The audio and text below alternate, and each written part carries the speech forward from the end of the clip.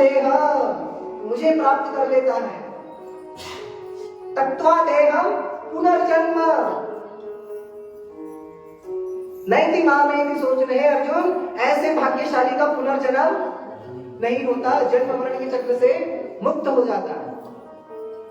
परंतु हम ऐसा करते हैं नहीं करते। क्यों? हाय मेरा पैसा, हाय मेरी प्रॉपर्टी, हाय मेरी बीवी, हाय मेरा बच्चा, हाय मेरे नाती नतनी, हाय हाय, और बाद में नरक में बाय बाय। संसार अंत समय में संसार की आसक्ति नरक का द्वार है। मान लीजिए मेरा इस व्यासपीठ का, आप मुझे ना मानिए सही, परंतु व्यासपीठ की तो सम्मान करते हैं ना, व्यासपीठ की मर्यादा हमारे सनातन धर्म में सर्वाधिक है। तो व्यासपीठ की ओर से, इस व्यासपीठ की आप सभी वयोवृद्धों से ये प्रार्थना है कि कुचेष्टा कीजिएगा आज से कि जितना हो सके अपने स्वजन परिजन नाता नाती ये वो इन सबके प्रति की आसक्ति को कम कीजिए और श्री राम कृष्ण हरि इनके नाम धाम रूप लीला में आसक्ति को बढ़ाइए। क्योंकि अभी कोशिश नहीं करेंगे ना तो अंत समय में भी यही नाता नातिनी दिखते रहेंगे। आपको पता है जो अंतिम समय में अपने नाता नातिनी को याद करते करते मर जाते हैं वो उसी नाता नातिनी के बेटा बन के पैदा हो जाते हैं। शास्त्र वचन। हमारे सर के पीछे एक निशान है गोल सा, ये उंगली के बराबर का, उसमें वो चिकना है, बिल्कुल बाल नहीं है। ये निशान हमारे दादाजी को था, उनको चोट लगी थी। हमारी दादी बतलाती थी कि दादाजी पैदा हो गए वापस, मतलब हम हमारे दादाजी का पुनर्जन्म, क्योंकि ये निशान भी जन्म जात है। तो इसका मतलब यही हुआ कि हमारे दादाजी गुजरते गुजरते यही याद कर रहे थे, हाय मेरा बेटा, हाय मेरी बीवी। तो देखो बेटे के घर में हम बेटा बनकर आ गए, बेटे के घर में बेटा बन गए। सौभाग्य तो नहीं बोलेंगे, दुर्भाग्य ही है। पुनर्जन्म होना सौभाग्य की बात नहीं, दुर्भाग्य की बात है। आना है क्या वापस संसार में? चाहते हैं क्या फिर आना? जो नवयुवक है वो तो चाहेंगे, हो सकता है, लेकिन जो सयाने लोग बैठे हैं वो वापस आना चाहते हैं क्या? फिर से यही दुखदारी देखनी है। आप लोगों ने बहुत कष्ट किए हैं, आप सभी जो वयोवृद्ध बैठे हैं ना, आप लोगों ने अपने जीवन में बहुत कष्ट किया है। आप जब हमारी उम्र के रहे होंगे तब आपने जितने कष्ट, जितने यातनाएं, जितने दुख भोगे हैं, क्या आज इस उम्र में हम भोग रहे हैं क्या? नहीं, क्योंकि जमाना बदल गया है। अब जमाना आरामदायक है, लेकिन जब आप हमारी उम्र के थे तब जमाना आरामदायक नहीं था, तब इतने साधन संसाधन नहीं थे। वही कष्ट वापस पाना चाहेंगे क्या? तो भीष्म पितामह शरशैया पर लेटे हैं, श्री कृष्ण से प्रार्थना की है कि प्रभु आप जो है क्या करें, जब तक मेरे प्राण पखेरु न उठते आप मेरे नैनों के सामने ही स्थापित हो जाइए, आपको देखते देखते मेरे प्राण छूटे, ये मेरी कामना है। और भीष्म पितामह स्तुति कर रहे भगवान की। थोड़ा सा देखिएगा, मिलाने की कोशिश कीजिएगा। भीष्म पितामह स्तुति कर रहे, 2 श्लोक नहीं है, 2 श्लोक का पाठ करेंगे, करना चाहिए। हाँ, सबका तो नहीं कर पाएंगे, 2 श्लोक को हम लोग गाएंगे। भीष्मवाच, श्री भीष्मवाच, इति मतिरूपकल्पिता वितृष्णा भगवती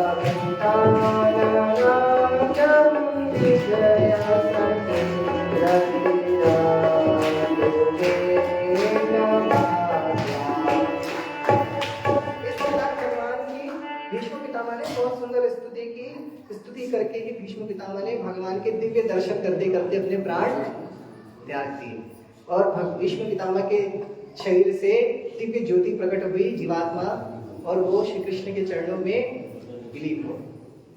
हाँ, ये दृश्य देखकर सभी महासाधु पुरुष जय जय करने लगे। बोलिए श्री कृष्णचंद्र भगवान की जय, मुक्ति दाता श्री मुकुंद भगवान की जय। भगवान एकमात्र मुक्ति के दाता है, इसीलिए नाम है मुकुंद। आपको पता है 33 कोटि देवी देवता हमारे सनातन धर्म में है, परंतु मुक्ति देने का सामर्थ्य केवल श्री कृष्ण में है, श्री हरि में है, रामकृष्ण हरि में है, क्योंकि उन्हीं का नाम मुकुंद है। मुकुंद नाम किसी और का नहीं है। मुक्ति ददाती सा मुकुंद, जो मुक्ति देते वो मुकुंद है। तो श्री कृष्ण ही मुकुंद है। जो मुक्ति की चाह रखते हैं तो वो मुकुंद भगवान की भक्ति शुरू कर दे, और जिनको आवागमन अच्छा लग रहा है तो वो तो फिर उनके पास 33 कोटि ऑप्शन है, परेशानी की कोई बात नहीं। इसके पश्चात भगवान श्री कृष्ण द्वारका आ गए। परीक्षित का जन्म हुआ। परीक्षित कौन है? उत्तरा के गर्भ में जिस बालक की रक्षा की थी ना भगवान ने, अभी हमने श्रवण किया, वही बालक चक्रवर्ती राजा परीक्षित है। इनका जन्म से नाम विष्णुरात था। विष्णुरात, विष्णु ने जिनकी रक्षा की हो इसीलिए नाम पड़ा विष्णुरात। और गर्भ में ही जिनकी इतनी भयंकर परीक्षा हो गई कि जन्म मरण का सवाल था, इस पार और उस पार थे, इतनी भयंकर परीक्षा, तो नाम परीक्षित हुआ। और परीक्षित होने का दूसरा कारण ये भी है कि जब परीक्षित वो बालक जन्मा तो वो बालक बाहर संसार में आकर हमेशा उस चतुर्भुज पुरुष को खोजता था, परीक्षण करता था कि मैंने गर्भ में किसको देखा था, वो चतुर्भुज सुंदर श्यामल पुरुष वो कौन था, ये परीक्षण वो करता रहता था, इसीलिए नाम पड़ा परीक्षित। ये परीक्षित एक दिन वन में आखेट करने के लिए निकले। आखेट करते समय उन्होंने देखा एक बहुत ही बदसूरत पुरुष, काला सा विभत्स कुरूप, और परंतु दिखने में तो बड़ा ही विभत्स है, परंतु उसकी वेशभूषा राजाओं वाली है, राजाओं वाली वेशभूषा है। तो वो पुरुष हाथ में हंटर लेकर, चाबुक लेकर एक बैल वृषभ और एक गौ गाय को मार रहा है। उस वृषभ यानी बैल के 3 पैर टूटे हुए हैं, वो बेचारा एक पैर के सहारे खड़ा है, और वो गाय वो बेचारी इतनी रो रही है कि मानो उसका बछड़ा मर गया, इतनी दुखी हो रही है। और वो दुष्ट काल पुरुष वो चाबुक लेकर, हंटर लेकर दोनों को पूरी तरीके से मार रहा है। ये देखकर चक्रवर्ती राजा धर्मनिष्ठ परीक्षित ने देखा और उसी समय खड़ग उठाया और दौड़ते हुए बोले कि अरे दुष्ट पापी, तू कौन है जो पांडुवंशी मेरे होते हुए, मैं धर्मनिष्ठ राजा, मैं राजा युधिष्ठिर, धर्मात्मा राजा युधिष्ठिर का पौत्र, मेरे होते हुए तू एक गौवंश के ऊपर अत्याचार कर रहा है। देखिए विडंबना, ये सनातन संस्कृति, हमारे हिंदू संस्कृति, ये भारत भूमि वो भूमि थी, है नहीं थी, जहां पर गौवंश के ऊपर प्रहार करना जघन्य पाप माना जाता था। और यदि राजा को यह पता चल जाता था कि अमुक व्यक्ति ने गौवंश के ऊपर हाथ उठाया है, प्रहार किया है, तो उसको मृत्यु दंड जैसा दंड भी दे देते थे, क्योंकि गावो विश्वस्य मातरः, गौ हमारी माता है, हमको कुछ नहीं आता है। और जो ज्यादा समझदार लोग होते हैं तो वो बोलते हैं कि अगर गौ हमारी माँ है तो क्या बैल हमारा बाप है? मूर्ख लोग ऐसे प्रश्न करते हैं कि अगर गाय हमारी माता है तो क्या सांड हमारा बाप है? अरे भले मानुसो, उन लोगों को कह रहे हैं। अब महिमा गौ महिमा बताएंगे तो कथा छूट जाएगी, इसीलिए भगवान अगर पुनः कभी देंगे अवसर तब हम गौ महिमा बताएंगे, आगे बढ़ेंगे। तो परीक्षित ने देखा कि वो दुष्ट पुरुष वो गौ को और नंदी को पीट रहा है। ये नंदी कोई और नहीं, स्वयं धर्म है, और वो गौ माता कोई और नहीं, स्वयं पृथ्वी देवी है। उनको वो पीट रहा है बुरी तरीके से। परीक्षित ने रोका, मारने के लिए उद्यत हुए। परीक्षित ने कहा मैं अभी तेरे प्राण ले लूंगा। तब उस दुष्ट पुरुष ने परीक्षित की शरणागति ले ली, परीक्षित के चरणों में गिर पड़ा और उनसे अपने प्राणों की भिक्षा मांगने लगा। तब परीक्षित ने कहा कि धर्मात्मा राजा का यह कर्तव्य है कि बड़ा सा बड़ा शत्रु भी यदि शरण ले ले तो उसको जीवन दान दे देना चाहिए। ये उदारता का परिचय है, धर्मात्माओं के लिए ये उदारता का परिचय है।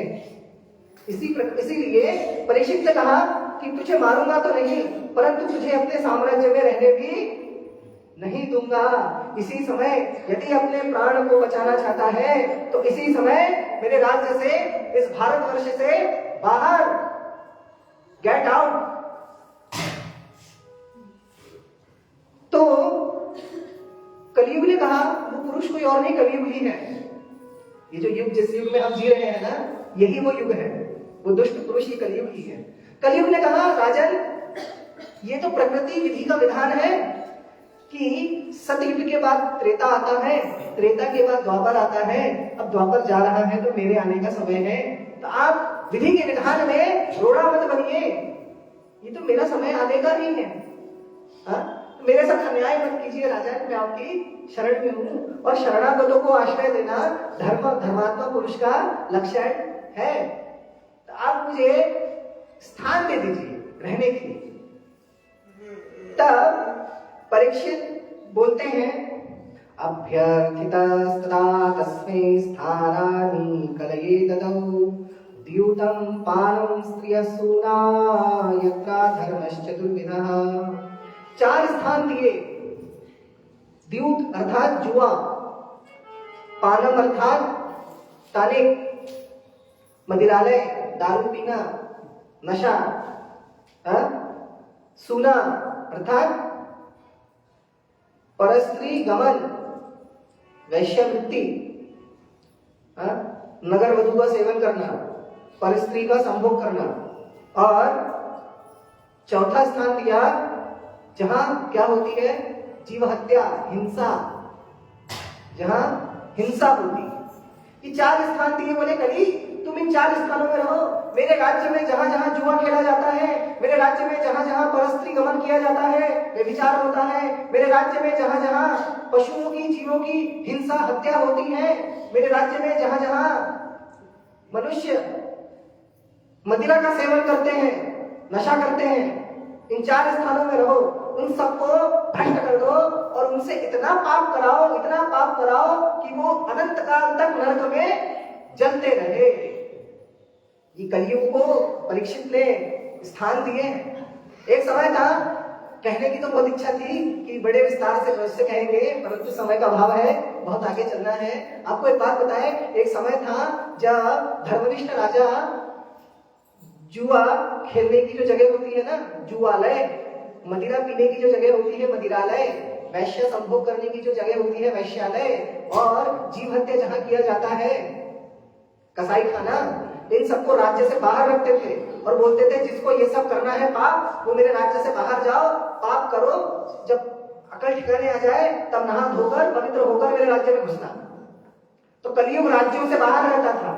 आज दुर्भाग्य देखिए हम सनातनी हिंदुओं का, ये जुआ खेलना, दारू पीना, और वेश्यावृत्ति करना, व्यभिचार करना और मांस भक्षण करना, जीव हत्या करना घर घर में कर रहे हैं। हमने ही कलयुग को घर में लाया है, कलयुग खुद से नहीं आया है। कलयुग को गलियाने से कुछ नहीं होगा है? जिन सनातनियों के घर में, उस घर के पुरुष वर्ग घर में ही मदिरा पान करते हैं, घर में ही। बुरा लग रहा होगा सुन के, क्योंकि हम जानते हैं हालत सबकी क्या है, परंतु सुनना चाहिए, कथा का प्रसंग है ना, सुनना चाहिए। इसको मिटा नहीं सकते, लेकिन कथा से श्रवण करके आत्मग्लानि से पाप को धो तो सकते हैं। आत्मग्लानि से पाप की क्या होती है, निवृत्ति होती है। हम जानते हैं कि ये सुनकर आप अपने घर के पुरुषों को रोक तो नहीं पाएंगे, परंतु आप जो मन में पश्चाताप करेंगे ना, आत्मग्लानि का अनुभव अगर अभी आप करेंगे तो बहुत से पाप आपके धुल जाएंगे। सत्य बात है। तो आगे बढ़ेंगे, क्योंकि हमारे बोलने से थोड़ी ना सुधार आ जाएगा। बड़े बड़े साधु संत बोलते आ रहे हैं वर्षों से, तब सुधार नहीं आया, तो हम तो पहली कथा है हमारा सुन के क्या ही कल्याण हो जाएगा। आगे चलते हैं। परीक्षित, कलयुग ने कहा राजन एक और स्थान तो दीजिए। तब परीक्षित ने कहा कि स्वर्ण में रहो। स्वर्ण अर्थात सोना। सोना अर्थात उस समय तो धन को स्वर्ण से ही माना जाता था ना, सोने के सिक्के होते थे। हाँ, तो वहां धन, स्वर्ण का अर्थ है संपत्ति, पैसा, रुपड़ा। क्यों? क्योंकि धन में रजोगुण होता है और जिसको धन की अधिकता हो जाती है वो उस धन से पाप ही करता है। अभिमानी व्यक्ति, अधर्मी व्यक्ति धन अधिक मिल जाए तो पूजा पाठ नहीं करता है, हवन पूजन भागवत का आयोजन नहीं करता है, वो पाप ही करता है। चलो चार लोग मिलकर मुर्गा खाएंगे, टंगड़ी खाएंगे, बकरा खाएंगे, दारू पिएंगे, ऐश करेंगे, पड़े रहेंगे, खूब गरियाएंगे, घर में जाके अपने बीवी बच्चों को मारेंगे। हाँ? इसीलिए कलयुग को स्वर्ण यानी रोकड़ा, धन में भी जगह दे दी। हाँ, इसके बाद कलयुग चला गया जो आ गया। एक दिन महाराज परीक्षित आंखें करने निकले, स्वर्णमय मुकुट पहना हुआ था, कलयुग मुकुट में आकर बैठ गया। प्यास लगी, शमिक मुनि का आश्रम था, उस आश्रम में पहुंचे। ब्रह्मनिष्ठ शमिक मुनि एक वृक्ष के नीचे समाधिस्थ थे। पूरे शरीर में बांबी बन गई थी, जटाएं लंबी लंबी हो गई थी। शमिक मुनि से पानी मांगा। शमिक मुनि तो ब्रह्म ज्ञान में विलीन हो गए थे, बाहर की सुध थी नहीं, कुछ बोल नहीं पाए। कलयुग ने परीक्षित को बोला, अरे राजन, ये कितना बड़ा पाखंडी है, तुम्हारे राज्य में रहता है और तुम्हारे ही स्वागत सत्कार तो दूर की बात है, तुमको पानी तक नहीं पूछा इसने, इसका अपमान करो, ये सम्मान का योग्य नहीं है। एक मरा सर्प पड़ा था। कलयुग ने बोला, तो देख रहे हो, उठाओ, इसके गले में लपेट दो। इसने तुम्हारा सम्मान नहीं किया तो क्या हुआ, तुम इसका सम्मान करो। तो पापी दुष्ट व्यक्ति जब किसी का सम्मान करता है ना, तो दुष्टता से ही करता है। असत, पापी, दुराचारी, दुर्बुद्धि, नीच व्यक्ति जब किसी का सम्मान भी करता है तो नीचता से ही करता है। मरा सर्प उठाया और शमिक मुनि के गले में टांग दिया और चले गए। शमिक के पुत्र श्रृंगी को जब पता चला मेरे पिता का परीक्षित ने अपमान किया, शमिक मुनि के पुत्र श्रृंगी ने जल दिया और श्राप दिया कि मैं उस कुलांगार परीक्षित को श्राप देता हूं कि आज से 7वें दिन नागों का राजा तक्षक आएगा और उसको दंशन कर देगा, उसको डस लेगा और आज से 7वें दिन उसका अंत हो जाएगा। हाँ? श्राप दे दिया। जैसे ही श्राप दिया, आकाश में बिना मेघ के ही बिजली चमकने लगी, गर्जना होने लगी। ये गर्जना सुनकर शमिक ऋषि का तपस्या खंडित हो गया। शमिक ऋषि जागे, श्रृंगी से पूछा, पुत्र ये क्या हुआ? उसने सारा वृत्तांत कह सुनाया, पिताजी ऐसी ऐसी घटना घटी। तो शमिक ऋषि ने कहा, पुत्र तुमने आज बहुत बड़ा अपराध कर दिया, अन्याय कर दिया। चक्रवर्ती, धर्मनिष्ठ, पांडुवंशी राजा परीक्षित को तुमने मरने का श्राप दे दिया एक छोटी सी अपराध के लिए। हाँ? क्या उनका अपराध मृत्युदंड के बराबर था? शास्त्र कहते हैं किसी अपराध, किसी गलती, किसी पाप का दंड उसके मात्रा के अनुसार होना चाहिए, परंतु तुमने एक छोटे से अपराध के लिए राजा परीक्षित को तुमने मृत्युदंड दे दिया। ये तुमने बड़ा अन्याय किया। राजा परीक्षित को समाचार मिला कि मुझे श्राप मिला है। राजा परीक्षित ने उसी समय अपना सारा घर बार राजपाट अपने पुत्र जन्मेजय को दे दिया। जन्मेजय को, उनका पुत्र, उनको राजगद्दी बिठा दी, राज सिंहासन पर विराजमान किया और माँ गंगा का आश्रय लिया। हमने बताया था ना, सुखदा मोक्षदा गंगा, गंगई में परमागति। जहां तक स्मरण है हमें, प्रथम दिवस की कथा में हमने गंगा माता की महिमा का वर्णन किया था। तो गंगा मैया की शरण ली कि गंगा का दर्शन करूंगा, गंगा जल पान करूंगा, गंगा में स्नान करूंगा तो मेरे पाप नष्ट हो जाएंगे और सातवें दिन जब मेरी मृत्यु होगी तो मैया गंगा मुझे अपनी शरण में ले लेगी। गंगा तट पर गए, परीक्षित के भव्य प्रयाण को दर्शन करने के लिए बड़े बड़े ऋषि मुनि वहां एकत्रित हुए। ठीक जैसे भीष्म पितामह के प्रयाण का दर्शन करने के लिए इकट्ठित हुए थे, वैसे ही राजा परीक्षित के भी प्रयाण का दर्शन करने के लिए बड़े बड़े ऋषि मुनि एकत्रित हुए। उसी समय भगवान श्री सुखदेव गोस्वामी का वहां पर आगमन होता है। आइए तो हम भगवान सुखदेव जी का स्वागत करेंगे। सुखदेव गोस्वामी जो है वो स्वयं भगवान के मूर्तिमान विग्रह है, चलते फिरते भगवान।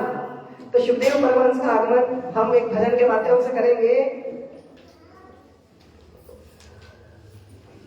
पृष्ठ संख्या 7, पेज नंबर 7।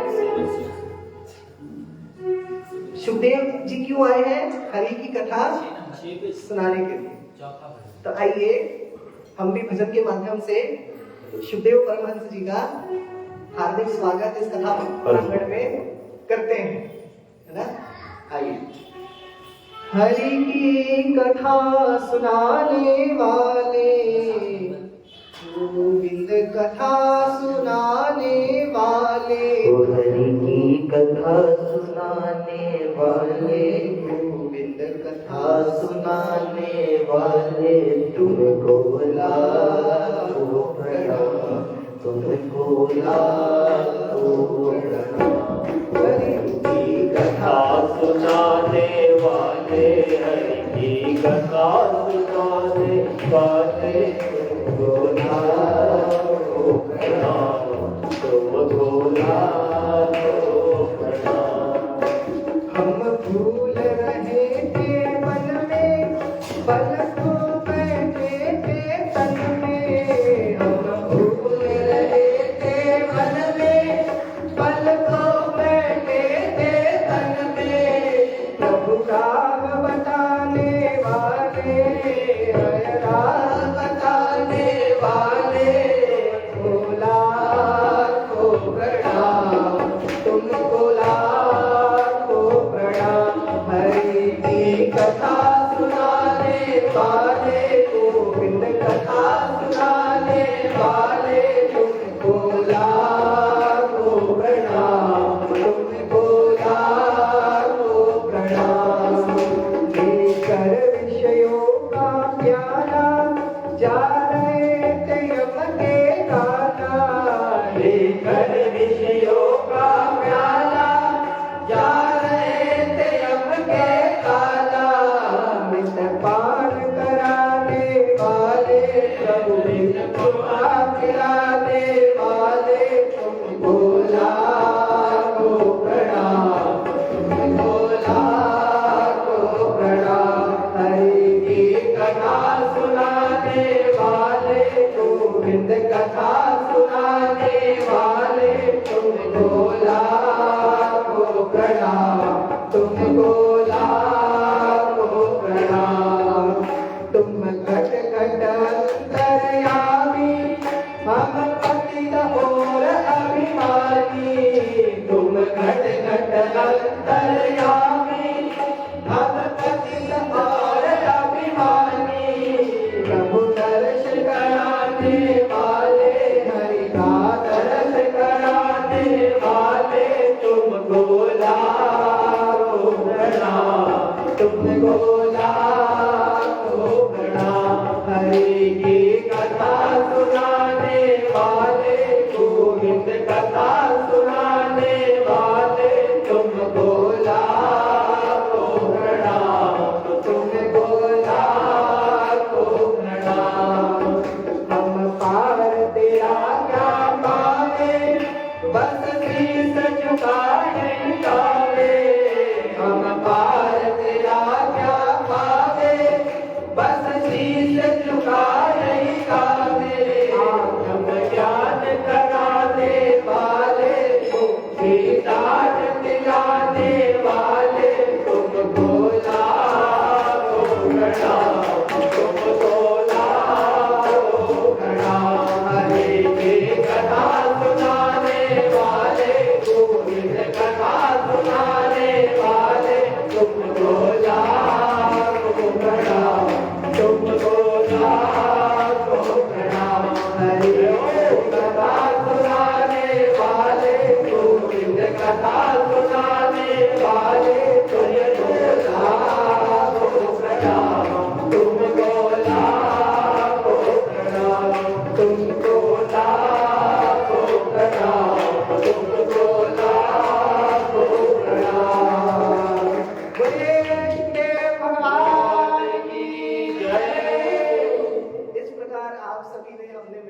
श्री शुकदेव भगवान का इस कथा में स्वागत किया है।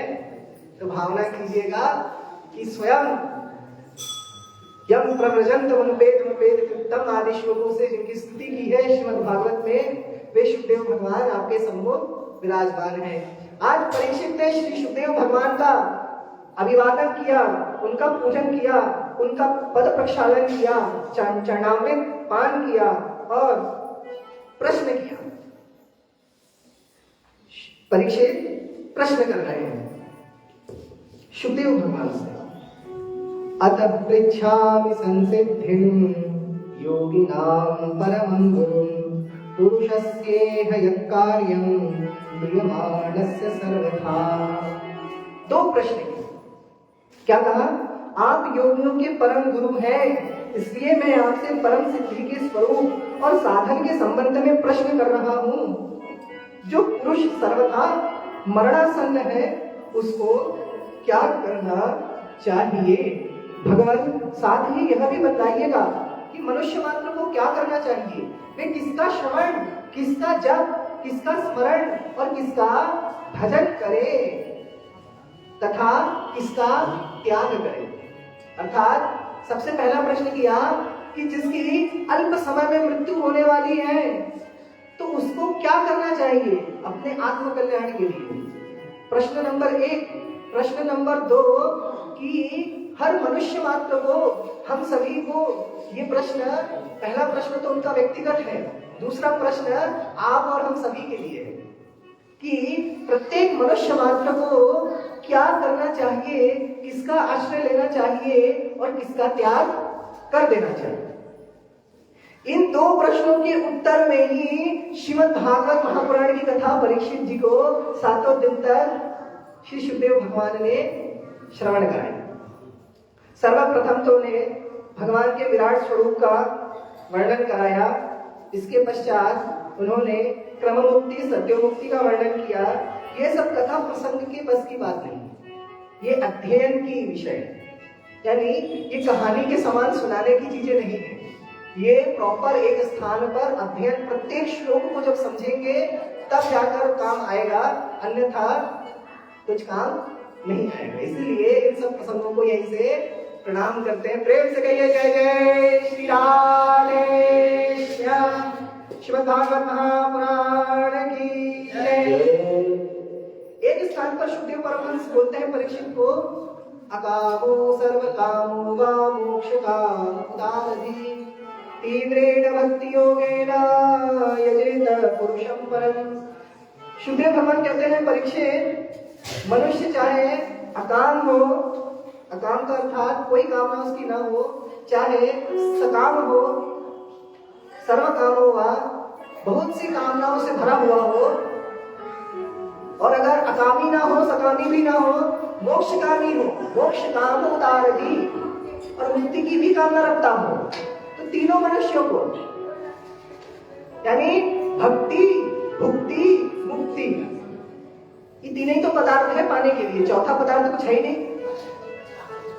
जो श्रेष्ठ है वो भगवान से भक्ति मांगते हैं, जो लोभी है वो भगवान से भुक्ति मांगते हैं, भोग विलास, और जो निर्गुण हो गए वो भगवान से मुक्ति मांगते हैं। चौथा कोई सामान है ही नहीं। तो शुकदेव परमहंस कहते हैं परीक्षित, मनुष्य मात्र को चाहे कामना से हो, चाहे निष्काम भाव से हो, और चाहे मोक्ष की अभिलाषा क्यों ना हो, यजेता पुरुषं परम, उन परम पुरुष श्री कृष्ण की ही शरण लेनी चाहिए, भक्ति करनी चाहिए, भजन करना चाहिए, आश्रय लेना चाहिए, शरणागत होना चाहिए। और वो आश्रय, शरणागति, भक्ति कैसी हो? अहेतुकी अप्रतिहत। अहेतुकी का अर्थ होता है बिना किसी कामना के, और अप्रतिहत का अर्थ होता है बिना रुके। आपकी और हमारी भक्ति पता है हेतु परक और प्रतिहत है। हेतु परक मतलब मांग ही लेते हैं, ऐसा तो हो ही नहीं सकता कि कुछ मांगना ही ना पड़े, मांगा ही लेते हैं। ऐसी परिस्थिति जीवन में आ ही जाती है कि मंगा ही लेते हैं कि प्रभु अब तो सुन लीजिए। और अप्रतिहत अर्थात 4 दिन माला जपी, 5वें दिन रख दी, मेहमान आए हैं, आज भक्ति ही नहीं मिला, कल जप लेंगे, यानी भक्ति में ब्रेक लग गया। परमहंस कहते हैं, शुभदेव जी कह रहे हैं कि भक्ति पहली तो अहेतु की हो कि कुछ मांगो नहीं, और अप्रतिहत हो, रुके नहीं, वो श्रेष्ठ भक्ति है। और प्रत्येक मनुष्य मात्र का यही धर्म है कि भगवान श्री कृष्ण की भक्ति करो तो बिना कुछ मांगे करो और बिना रुके करो। और हम इसका उल्टा ही करते हैं। इस प्रकार उपदेश करते हुए सृष्टि का वर्णन करते हैं, सृष्टि का वर्णन किया, बहुत सुंदर वर्णन है, आपको बहुत ही संक्षेप में बताएंगे, समय का अभाव है। आदि काल में प्रलय समुद्र में, कारण समुद्र में जब इस सृष्टि की कुछ रचना ही नहीं हुई थी, सब शून्य था, उस शून्य में जब अचिंत भगवान, अचिंत परमात्मा परम ब्रह्म के मन में एक से अनेक होने की कामना हुई, एक से अनेक होने की, क्योंकि वो एक ही थे, अद्वितीय, तो वो एक ही थे, उनको अनेक होने की इच्छा हुई, क्योंकि उन्होंने जब अपने नेत्र खोले और अपने सामने देखा तो कुछ दिखाई ही नहीं पड़ा, तो उनको बड़ा बुरा लगा, अच्छा नहीं लगा कि मेरे विनोद के लिए कुछ है ही नहीं। आपको हमको अगर घर में कमरे में अकेला बंद करके सब चले जाए हफ्ते 10 दिन के लिए तो कैसा लगेगा, बुरा लगेगा ना। तो उन ब्रह्म परमात्मा को भी ऐसा ही कुछ लगा, तो एक से अनेक होने की इच्छा हुई, तो उसी समय उनके भीतर काल कर्म स्वभाव की प्रकृति को भगवान ने स्वीकार कर लिया। तो स्वीकार करने मात्र से ही महत तत्व की उत्पत्ति हुई, अहंकार की उत्पत्ति हुई, उससे पंच कर्मेंद्रिया, पंच ज्ञानेंद्रिया, पंच तन्मात्राएं, पंच महाभूत की उत्पत्ति हुई। इच्छा तो बहुत थी कि सब कुछ विस्तार से बताएंगे, समय का अभाव है, कथा में बहुत आगे जाना है, मन खट्टा हो रहा है हमारा, हमने बड़ी तैयारी की थी इस विषय के लिए। बोलिए जय जय श्री राधे, परंतु विस्तार से बताएंगे ना तो आप सो जाएंगे। इसलिए यही प्रणाम। और फिर उस अचिंत परब्रह्म परमात्मा ने निर्गुण निराकार होते हुए सगुण साकारता को ग्रहण कर लिया। प्रकृति के 3 गुण हैं, सतोगुण, रजोगुण, तमोगुण, तीनों गुणों को भगवान ने स्वीकार कर लिया। ये तीनों गुण प्रकृति माया है, भगवान की अचिंत माया, योग माया, महामाया, अंतरंग शक्ति, बहिरंग शक्ति, आह्लादनी शक्ति, श्रीमती राधा। प्रेम से कहिए जय जय श्री श्याम। तो अंतरंग शक्ति योग माया, बहिरंग शक्ति महामाया। और ये योग माया महामाया कौन है?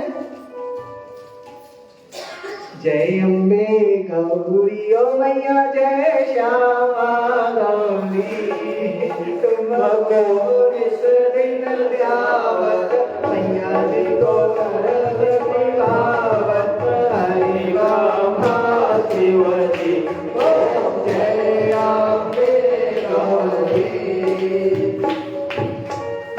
ये है महामाया, योग माया, भगवती दुर्गा, दुर्गति नाशिनी, विष्णु भक्ति प्रदा दुर्गा, सुखदा मोक्षदा सदा। आद्यस्त जिन जानते हैं जो श्रद्धालु देवी के जो भक्त होंगे, यदि वो आद्यस्त स्तोत्र का पाठ करते हैं, इसकी फलश्रुति में यही कहा गया, विष्णु भक्ति प्रदा दुर्गा, यानी भगवती जगदम्बा, भगवती दुर्गा अगर उनके पास कुछ सर्वोत्कृष्ट आपको देने के लिए है, अपने भक्तों को देने के लिए है, तो वो है विष्णु भक्ति, विष्णु भक्ति प्रदा दुर्गा।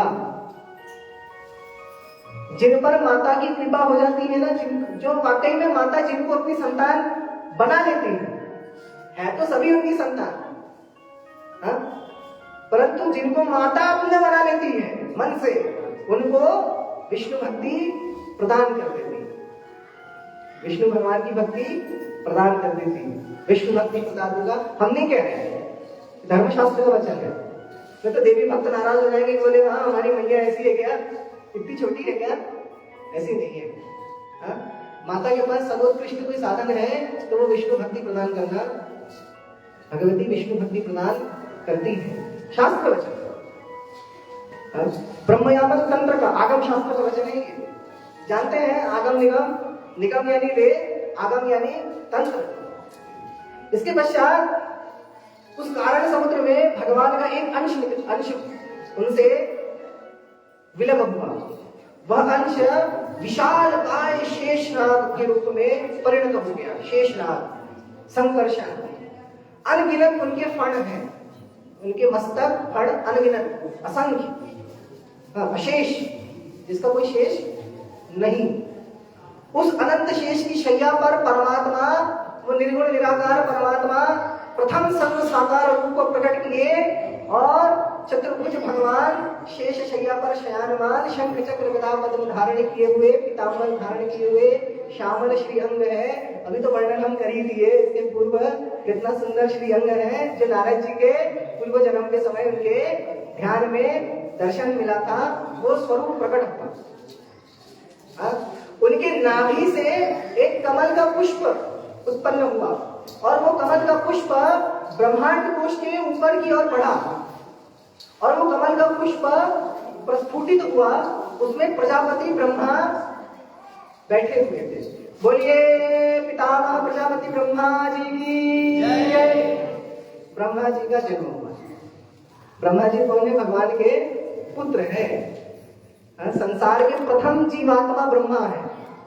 प्रथम 3 सत्ता होती है संसार में, 3 ही सत्ता है। अनंत सृजन में 3 सत्ता है, ब्रह्म जीव माया। इसके अलावा चौथा तत्व कुछ है ही नहीं। ब्रह्म तत्व, जीव तत्व, माया तत्व। तो ब्रह्म तत्व तो स्वयं भगवान, माया तत्व भगवती और जीव तत्व भगवान और भगवती को छोड़ के जितने सब जीव तत्व। आप और हम सब क्या है? जीव तत्व है। ब्रह्मा जी भी क्या है? जीव तत्व है। फिर ब्रह्मा जी ने बहुत सारी सृष्टि की, बहुत सारी, हाँ उसको नहीं बता पाएंगे। तो ब्रह्मा जी ने बहुत सारी सृष्टि की। सृष्टि करते करते ब्रह्मा जी ने सर्वप्रथम 9 प्रजापतियों को उत्पन्न किया। 10वें पुत्र के रूप में देवर्षि नारद उत्पन्न हुए, कल हमने श्रवण किया था। और उसके पश्चात क्या हुआ कि ब्रह्मा जी ने देखा कि ये प्रजापतियों की उत्पत्ति करने के बाद भी सर्वप्रथम तो उन्होंने सनत कुमारों को उत्पन्न किया। सर्वप्रथम सनत कुमारों को उत्पन्न किया। सनत कुमारों को उत्पन्न करने के बाद सनत कुमारों से बोला, पुत्रों तुम मेरे आज्ञा का पालन करो, संतान उत्पन्न करो। चारों ने बोला, कैसे पिता हो? पिता तो पुत्र का कल्याण चाहता है, तुम हमको संसार के गड्ढे में डालना चाहते हो, तो तुमको तो हम पिता नहीं मानेंगे। ब्रह्मा जी को आया क्रोध। ब्रह्मा जी ने बोला, दुष्टो, हाँ पिता की अवहेलना करते हो, श्राप देते हैं। सदा सर्वदा ऐसे ही रहो, छोटे छोटे 5 वर्ष के बालक, आज भी 5 वर्ष के बालक जैसे ही है। देखिए भक्त का लक्षण बताए, हम कई लक्षण गिनाए थे पहले दिन भी, आज एक लक्षण और बताते हैं। जो भगवान के परम भक्त होते हैं ना, वो यदि उनके बड़े बुजुर्ग, उनके माता पिता भी अगर उनको भक्ति पद से विलग करने का उपदेश करते हैं ना, तो वो नहीं मानते, अड़ जाते हैं, हम तो करेंगे। और उसके बाद उनके माता पिता को बहुत गरियाते हैं, तेरा सत्यानाश होगा, तेरा ऐसा होगा, तेरा वैसा होगा। होता धरता कुछ नहीं, जो मुंह से बुरा बोलते हैं उनका बुरा हो जाता है। और भगवान तो अपने भक्तों की रक्षा कर ही लेते। बोले भक्तवत्सल भगवान की जय। इसीलिए भगवान की भक्ति छोड़ने वाले भी मूर्ख और भगवान की भक्ति छुड़ाने की कोशिश करने वाले महामूर्ख। भगवान की भक्ति छुड़ाने वाले महामूर्ख। तो ब्रह्मा जी भगवान की भक्ति छुड़ाने का प्रयत्न किए, सनकादिकों ने मना कर दिया, दंड मिला, दंड को स्वीकार कर लिया। बोले भक्ति करने के लिए जितनी यात्राएं मिले सब सह लेंगे, लेकिन भक्ति नहीं छोड़ेंगे। तो जैसे ही ब्रह्मा जी को क्रोध आया, ब्रह्मा जी की भ्रुकुटी से एक तेज पुंज अकस्मात प्रकट हुआ। तेज पुंज जैसे ही प्रकट हुआ, नील लोहित वर्ण का एक शिशु उत्पन्न हुआ, प्रकट हुआ, जिसके 3 नेत्र थे, नीला शरीर था, बड़ा ही सुकोमल था, रुदन कर रहा था। जैसे बच्चा पैदा होता है तो रोता है ना, तो वैसे रुदन कर रहा था। तो ब्रह्मा जी बोले, जन्म लेते ही, प्रकट होते ही रुदन कर रहे हो, तुम्हारा नाम रुद्र। बोले रुद्रदेव भगवान की जय। ये शिशु कोई और नहीं, आपके और हमारे परम प्रिय भोलेनाथ। बोले भोलेनाथ की जय। तो रुद्रदेव प्रकट हुए। रुद्रदेव 11 शरीरों में विभक्त हुए। उनके वाम अंग से 11 शरीरों से विभक्त हुए, वाम अंग से 11 रुद्राणियां प्रकट हुई। ब्रह्मा जी ने बोला सृष्टि करो, अपनी जैसे भयंकर भयंकर सृष्टि कर दी, आग उगलती हुई। ब्रह्मा जी ने हाथ जोड़ लिए, बेटा रुद्र रुक जाओ और सृष्टि मत करो, न हाहाकार मच जाना है, ऐसे ऐसी संतानित ऐसी प्रजा तो हम नहीं चाह रहे थे, इसीलिए रुक जाओ, तपस्या करो। तब से भोलेनाथ कैलाश में क्या करते हैं? तपस्या, भगवान को शरणागत हो गए। हाँ, इसके पश्चात फिर जो है 9 प्रजापतियों की उत्पत्ति हुई। फिर जैसे हमने प्रथम दिवस में ही थोड़ा सा वर्णन किया था कि ब्रह्मा जी के दाहिने शरीर से स्वयंभू मनु प्रकट हुए, बाएं शरीर से शतरूपा नाम की स्त्री प्रकट हुई। ये हमारे सबसे वास्तविक पूर्वज, हमारे पुरखे। हाँ, इन मनु के नाम से ही हम मानव हैं। हमने बताया था, हम विस्तार नहीं करेंगे। तो मनु शत्रुपा उत्पन्न हुए। मनु शत्रुपा ने उत्पन्न होते ही ब्रह्मा जी को प्रणाम किया और कहा पितामह आदेश कीजिए, क्या करें? तो पितामह ने बोला मेरी ओर से सृष्टि करो, मैं सृष्टि विस्तार करना चाहता हूँ। तो उन्होंने कहा कहाँ करें? जहां होती है सृष्टि, जहां सृष्टि होती है वो पृथ्वी तो रसातल में डूब गई है, गर्भ समुद्र में डूब गई है। तो ब्रह्मा जी पहले तो उसको निकालिए, तब तो सृष्टि होगी। ब्रह्मा जी बैठे विचार कर रहे हैं, अब मैं क्या करूं? क्योंकि ब्रह्मा जी को सिर्फ बनाना आता है, संभालना नहीं आता है। बन तो गया सब कुछ, पृथ्वी बन गई, पंच महाभूत बन गए, यानी सृष्टि करने के लिए जो जो पदार्थ चाहिए वो सब तो बन गए, लेकिन सृष्टि को संभालना नहीं आता। पैदा करना आता है, पालना नहीं आता। तो पैदा तो कर दी पृथ्वी को, रसातल में डूब गई, अब कैसे निकलेगी? ऐसे विचार ही कर रहे थे तो नाक के दाहिने नाक के छेद में से अंगूठे के अग्रभाग के प्रमाण का एक वराह निकला। बोलिए वराह भगवान की जय। एक वराह शिशु निकला। ब्रह्मा जी और जो प्रजापति थे वो विचार ही कर रहे थे, अरे ये वराह कौन है, कहां से आया, कौन है? और उनके देखते देखते वो वराह पर्वत के आकार का हो गया, विशाल, इतू सा था, इतना बड़ा, हाँ विशाल हो गया और भुरभुराने लगा।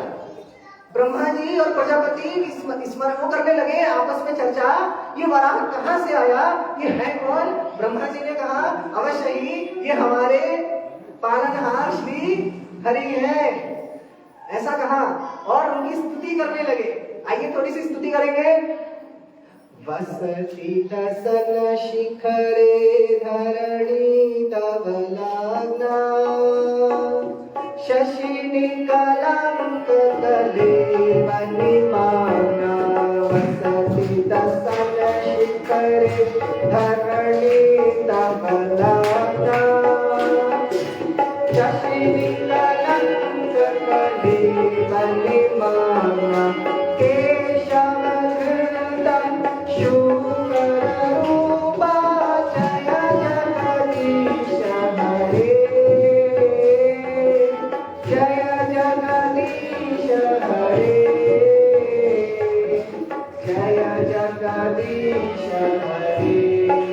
केशव धृतं शुक्र रूपा, जय जगदीश हरे, जय जगदीश हरे, जय जगदीश हरे। बोलिए वराहदेव भगवान की जय। भगवान विष्णु ने वराह अवतार धारण किया पृथ्वी के उद्धार के लिए। ब्रह्मा आदि प्रजापति ने स्तुति की है और उनसे प्रार्थना की है कि हे सच्चिदानंद, हे वेदमूर्ति वराहदेव, पृथ्वी का उद्धार कीजिए, पाहि मां, त्राहि मां, रक्ष मां। तब भगवान ने आश्वासन दिया और गर्भ समुद्र में छलांग लगा दी। छलांग लगाई, छलांग लगाते ही समुद्र का जल तितर बितर हो गया, सब तरफ जल की लहरें उठने लगी, सुनामी जैसा परिवेश हो गया। वराह भगवान जो है अपने नासा छिद्र से पृथ्वी का स्वभाव गंध है, पृथ्वी का तन्मात्रा गंध है, तो गंध सुनते सुनते पृथ्वी को खोज रहे हैं। ऐसे ऐसे कहाँ गई कहाँ गई, और देखा कि रसातल के घोर अंधकार में पृथ्वी श्री कृष्ण शरणं मम श्री कृष्ण शरणं मम श्री कृष्ण शरणं मम श्री कृष्ण शरणं मम श्री कृष्ण शरणं मम श्री कृष्ण शरणं मम श्री कृष्ण शरणं मम श्री कृष्ण शरणं मम। इस प्रकार भगवान की शरणागति कर रही है और पुकार रही है हे श्री कृष्ण, मैं तुम्हारे शरण में हूँ, मेरी रक्षा कीजिए। श्री कृष्ण ही वराह बनकर आज प्रकट हो गए और पृथ्वी देवी को अपने दांत जो होते हैं ना थूथन पर धारण कर लिए हैं। पृथ्वी को आप वराह भगवान का छवि देखेंगे तो उनकी दाढ़ों के ऊपर पृथ्वी बैठी हुई है। पृथ्वी को धारण कर लिए और रसातल से निकलने लगे।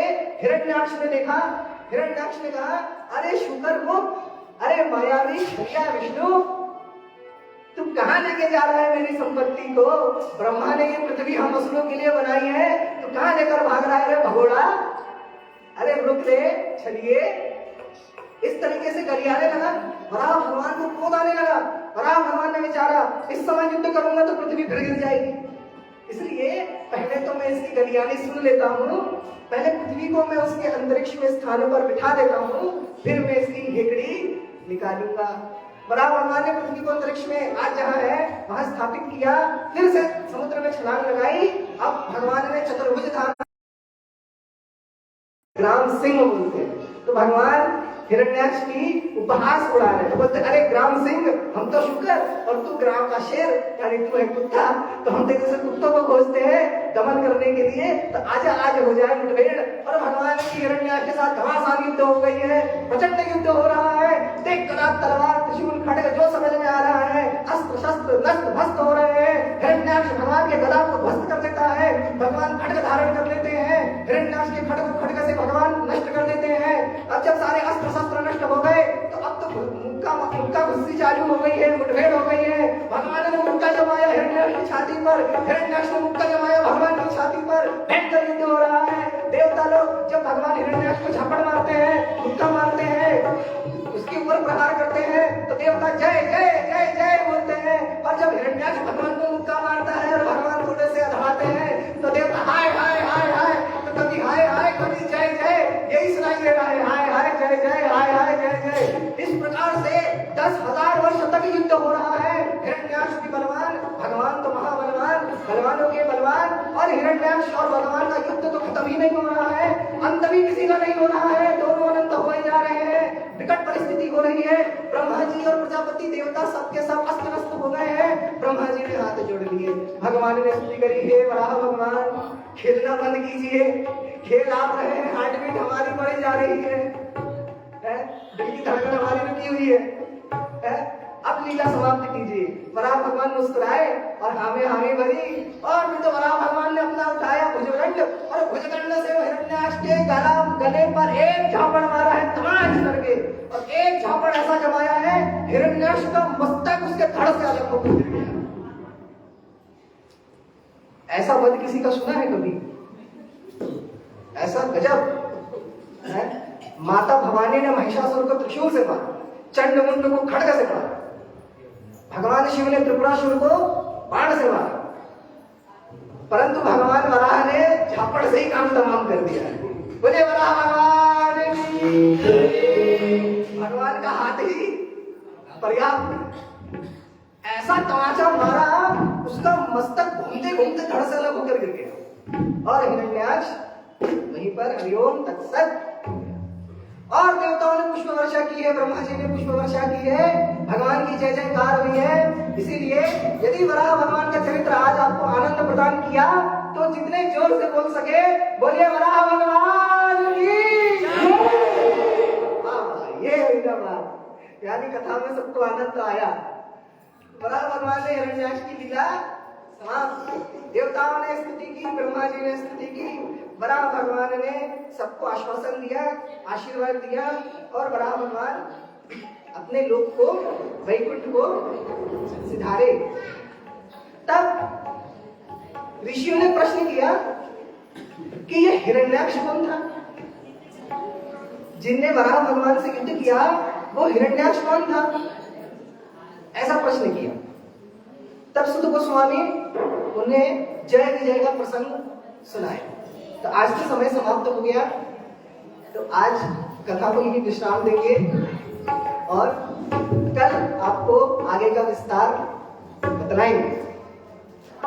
बड़ा आनंद आएगा, आज आनंद आया, अभी आनंद आया लीला सुनने में, आगे तो अभी बहुत आनंद आने वाला है।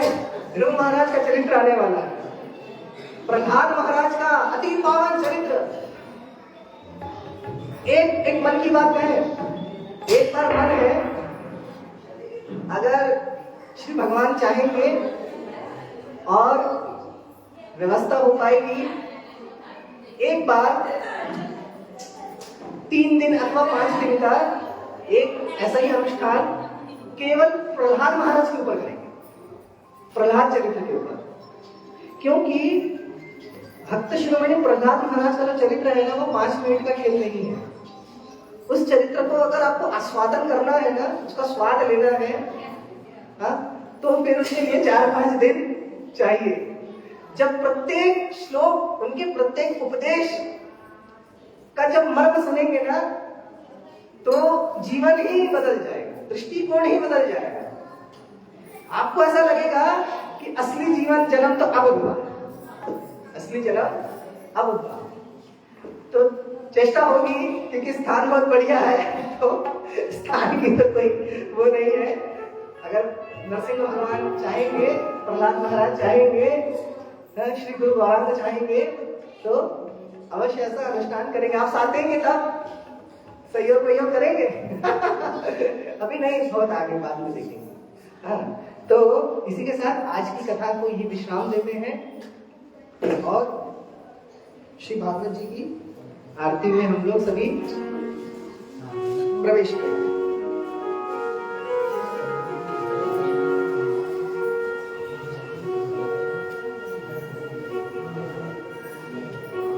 अरे पीछे दे पहले। अच्छा, अरे पीछे लेडीज लोग को दे पहले। एक और व्यासासन से एक और निवेदन है।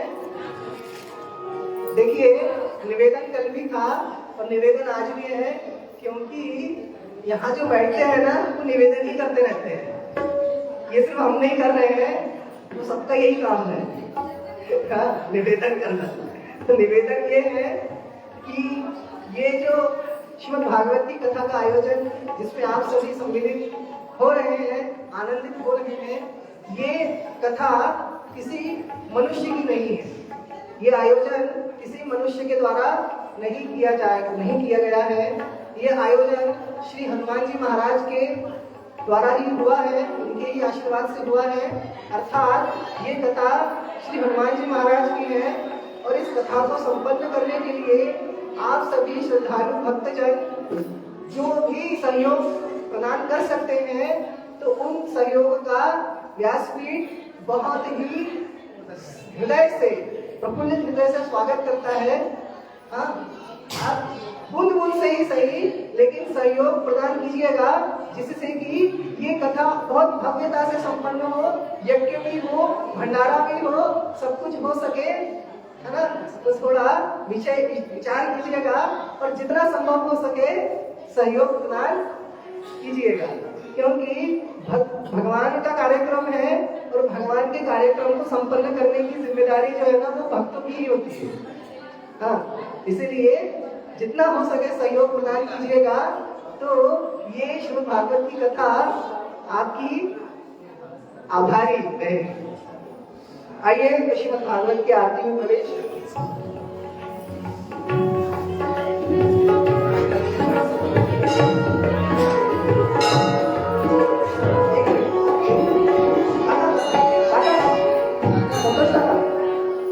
एक विनम्र निवेदन है, देखिए अन्यथा न लीजिएगा।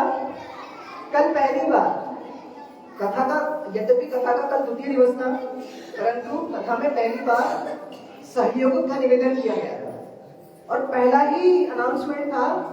और उस अनाउंसमेंट में एक ऐसे श्रद्धालु सामने आए जिन्होंने जो है बहुत सुंदर एक योगदान प्रदान किया और हमें ये दो जला। हाँ, हाँ, तो उन्होंने बहुत सुंदर सहयोग प्रदान किया। कल ही तो ये ना सोचिएगा कि सहयोग किया इसलिए उनको आरती की थाली दी जा रही है, भाव वो नहीं है। भाव ये है कि उनकी श्रद्धा इतनी अच्छी लगी हमें कि अनाउंसमेंट हुआ ही था और वो एकदम से आकर गुप्त दान किए। तो हमें बड़ा बहुत अच्छा लगा कि मतलब ऐसा कार्य भक्त ही कर सकते हैं, क्योंकि जो भक्ति जिनकी अभी कच्ची है वो तो पहले सोचेंगे विचारेंगे कि कितना दे क्या दे फिर देंगे, वो पता नहीं आओ देखे ना ताओ उन्होंने सेवा प्रदान की श्री भागवत जी को। हमें बहुत अच्छा लगा, तो हमारा मन किया कि ये कथा चूंकि किसी की नहीं है, श्री हनुमान जी महाराज की है और सभी आप सभी हम सभी उनके प्रतिनिधि के रूप में ये कथा को संपन्न कर रहे हैं। आप सभी भी श्रोता जो यहाँ उपस्थित है उनके प्रतिनिधि रूप में, और हम भी यहाँ जो कथा श्रवण आपको करा रहे हैं उनके प्रतिनिधि के रूप में, तो इसलिए अधिकार तो सबका है, आरती करने का भगवान जी की अधिकार तो सबका है और आपको भी अवसर मिलेगा। हम बताएं जब दामोदर लीला की कथा चलेगी ना कृष्ण चरित्र में, तब सबके घर से आरती की थाली आनी चाहिए। दामोदर भगवान का भव्य स्वागत करेंगे, आपको हम उनकी महिमा बताएंगे कि दामोदर भगवान की उनकी लीला का वर्णन होता है। जब उस समय आरती करने से, घी के दिए की आरती प्रदान करने से भगवान अनंत कोटि पुण्य प्रदान करते हैं, जो है सुख सुविधा संपत्ति प्रदान करते हैं श्री दामोदर भगवान। उस समय तो सभी आरती करेंगे, परंतु अभी थालियां उतनी नहीं कि सबको बधाई जाए, इसलिए हम नाम तो नहीं जानते, काका सामने विद्यमान है तो उनका हम हार्दिक स्वागत करते हैं। आप आइए और श्री भागवत जी की आरती में सम्मिलित करिए। और माता जी से भी हमारा विनम्र निवेदन है, क्योंकि कल जो है कल एक बड़ी आश्चर्य की बात हुई। आपको पता है पैसे हमारे पास है नहीं कि माला लाएंगे, गेंदा फूल 300 रुपए केजी, गेंदा फूल 300 रुपए केजी, और एक गेंदा फूल आइए ना, गेंदा फूल 300 रुपए केजी, अब माला मिल रही 100 रुपए 150 रुपए की। अब